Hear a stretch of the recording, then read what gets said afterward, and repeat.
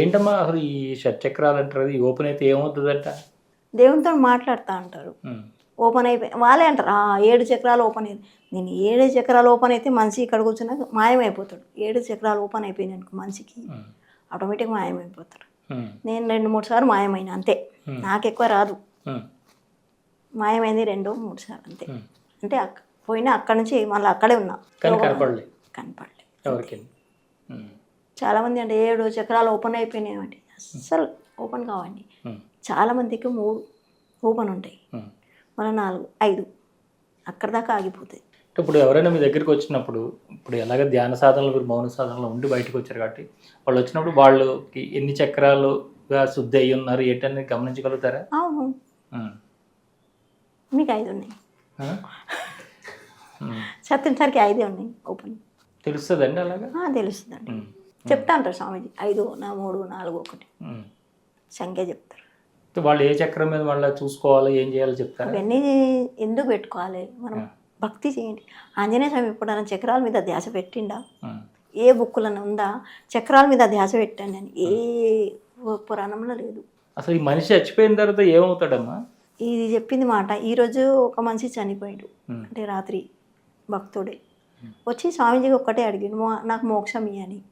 స్వామి చేస్తాలే నీకు అన్నారు. ఆయన కనీసం 3 నెలలు 4 నెలలు వచ్చింది కూడా. ఏజ్ 101. ఈరోజు పొద్దున చనిపోయిందని తెలిసింది. స్వామీజీకి అడిగిన ఎక్కడ పోయింది ఆయన, చూడు ఎట్లా పోతుండో చూడన్నారు. రథం వచ్చింది, పుట్టపతి సాయిబాబా ఎక్కిచ్చి తీసుకుపోండి. అంటే పుట్టపతి భక్తులు ఎక్కువ భక్తి చేస్తాడు, బుక్కులు రాసింది. బంగారం రథం వచ్చింది, అందులో కూర్చుని వెళ్తుండ్రు. దానికన్నా ఎక్కువ కావాలి, మోక్షం వెళ్ళిపోయింది అంతే. ఇవాళ జరిగింది కదా ఇది. ఎవరు అన్నారు, అబ్బా నువ్వు నోరుప్పంగానే ఒక ఆయన మంచి మోక్షం మార్గం పోతున్నా ఉంటుంది, ఇంత దానికన్నా పెద్దదేముంది. చూసిన ఆశీర్వాదం చూపెట్టినారు స్వామీజీ. మరి కొంతమంది ఏంటంటే వారు చనిపోయిన వాళ్ళ తల్లిదండ్రులు లేకపోతే ఇంకొకరు వాళ్ళ ఇంట్లో వాళ్ళు ఎవరైనా చనిపోయిన తర్వాత వాళ్ళు పైలోకాలకు వెళ్ళలేదు, ఇక్కడే తిరుగుతున్నారు అని ఎలా తెలుస్తుందమ్మా మనకి? తెలుస్తుందండి.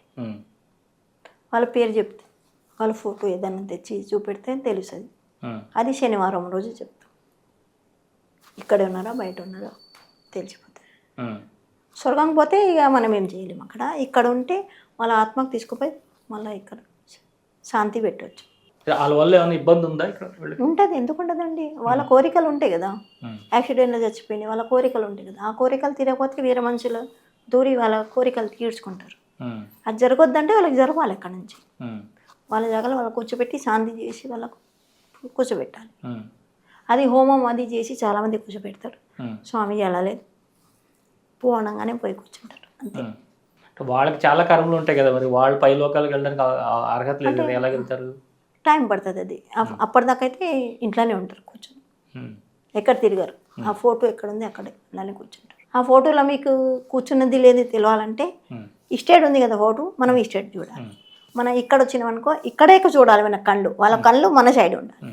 మనం ఇక్కడ పోయినాం అనుకో ఆ కళ్ళు ఇక్కడ ఉండాలి. అది కరెక్ట్ అలానే ఉన్నారని తెలుసుకోవాలి మనం తెలుసుకోవాలంటే. ఫోటోలో లేనప్పుడైతే అది కనిపించదు.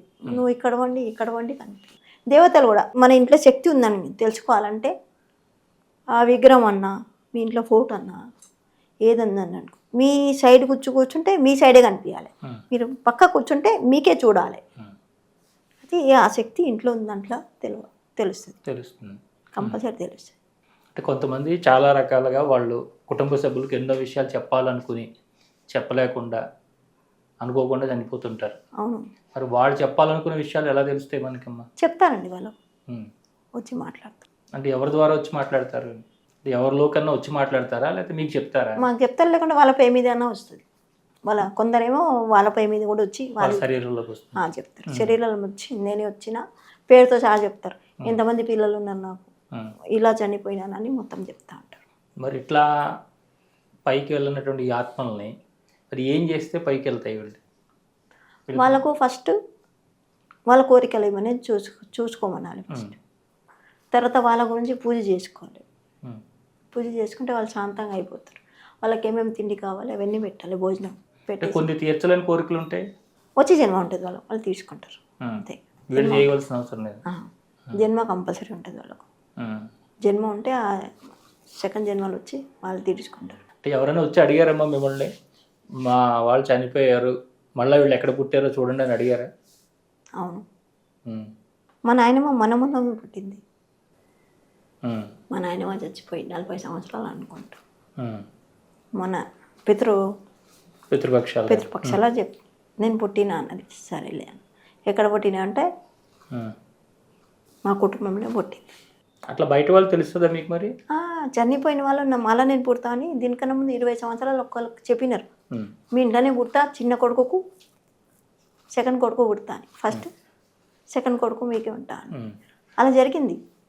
సేమ్ మనిషి వాళ్ళ మేము చూసినాం. ఆ మనిషికి చనిపోకముందు ఆ మనిషికి చూసినాం, చనిపోయినాక మళ్ళీ పుడతాడు కదా అప్పుడు కూడా చూసినామండి. అంటే 3 రకాలు చూసుకున్నాం ఆయన. ఇప్పుడు కూడా ఆయన భావన కూడా చాలా బాగుంటుంది. ఒక సేమ్ ఫేస్ కూడా సేమ్ ఉంటుంది.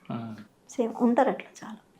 ఈ దత్తాత్రేయుడు యొక్క శక్తిని మనం తీసుకోవాలన్నా, లేదంటే దత్తాత్రేయుడు మీతో మాట్లాడినట్టుగా మాతో కూడా మాట్లాడాలన్నా మేము ఏం చేయాలి, ఎంతకాలం సాధన చేయాలి? ఫస్ట్ ప్రేమ పెట్టుకోండి. ఆ మనిషి అలా ఉండు, ఈ మనిషి ఇలా ఉంది, ఆ కోరికలు అంతా తీరిపోవాలి. అక్కడ సంసారాల్లో ఉన్నాక అన్ని కోరికలు ఉంటాయి, అవి కోరికలు తీర్చుకోండి. తీరకపోతే అవి కోరికలు జరిగాయి. ఇక్కడ బాధలు వచ్చాయి. ఇప్పుడు కొన్ని రోజులు 2 సంవత్సరాలు పూజ చేస్తారంట. వాళ్ళ పూజ చేసినా నాకేం దొరికింది, స్వామి నాకేమీ చేయలేదు అని ఒక భావన పెట్టుకుంటారు. ఇక అక్కడ జరిగిపోతారు. కొందరు 5 సంవత్సరాలు చేసి 5 సంవత్సరాల నుంచి చేస్తున్నా నాకేం దొరికింది అంటారు. కొన్ని 10 సంవత్సరాలు చేస్తారు. 10 సంవత్సరాల నుంచి చేస్తున్న పూజలు నాకేం దొరకలేదు అంటారు. ఇట్లా జరిగిపోతూ ఉంటారు. ఎంత కష్టం పెడితే కూడా పూజలు చేయండి మీరు. మేము పొద్దున మంగళవారం పెడతాం, శుక్రవారం పెడతాం దీపం, శనివారం పెడతాం. అలా కాదండి, డైలీ పెట్టండి. ఏమవుతుందండి? డైలీ పెడితే ఏమవుతుంది? చాలామంది మంగళవారం పెడతాం, మేము మంగళవారం పూజ చేస్తాం, గురువారం చేస్తాం, శనివారం చేస్తాం అంటారు. అరే గురువారం, శుక్రవారం, శనివారం ఏముంది పూజలు? డైలీ చేయండి.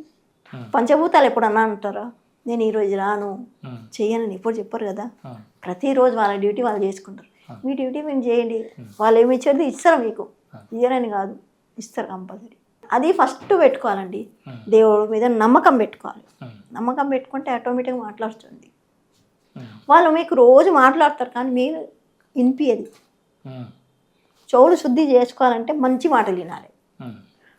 కళ్ళు మంచిగా పెట్టుకోవాలంటే మంచి దృష్టి చూడాలి. మంచి మాట్లాడాలి. దేవునితో మాట్లాడాలంటే మనం మంచి ప్రజలతో మంచి మాట్లాడాలి.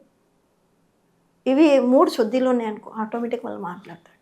ధ్యానం చేసేటప్పుడు చాలామంది శూన్యంలో ఉండాలి, ఏ దేవుడు పేరు తీసుకోవద్దంటారు. కానీ తప్పు.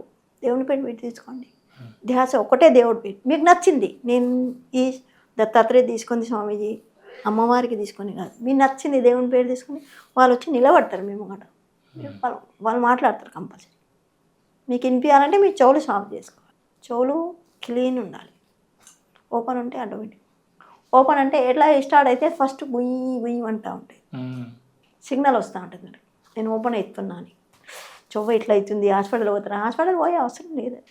మీకు ట్రీట్మెంట్ అక్కడ జరుగుతుంది, జరిగిపోతుంది. అక్కడ ఓపెన్ అయిపోతుంది. ఓపెన్ అయ్యాక ఆటోమేటిక్ వినిపిస్తూ ఉంటాయి. మీ మంచిగా చెప్తుందండి, రోజు మాట్లాడుతుంది. ఒకటేసారి చెప్తుంది, ఈ పని చేయగరా అంటే చేయొద్దు కానీ చేస్తా అంటారు. మీరు వద్దనంగానే ఒక్కటేసారికి ఇనుకోవాలి. అది ఒక్కటేసారి చెప్తుంది, రెండోసారి చెప్పదు. దీనికి ఏదైనా మంత్రదీక్ష ఏమైనా ఇస్తారమ్మా మీరు? అవును, గురుపదేశం ఉంటుంది. గురుపదేశం ఇస్తారు. అంటే ఏ టైంలో తీసుకోవాలా మరి మీ దగ్గర గురుపదేశం? గురువారం, ఏకాదశి ఆ రోజు ఇచ్చేస్తాం. గురువారం కానీ ఏకాదశి కానీ, లేదా గురువారం ఏకాదశి రావాలా? ఏకాదశి కూడా, ఏకాదశి రోజున కానీ గురువారం కానీ, గురువారం పున్నం పౌర్ణమి కానీ గురుపదేశం ఇస్తాం. అట్లా తీసుకున్నారమ్మా ఎవరైనా మీ దగ్గర? చాలామంది తీసుకున్నారండి, చేస్తూ ఉంటారు.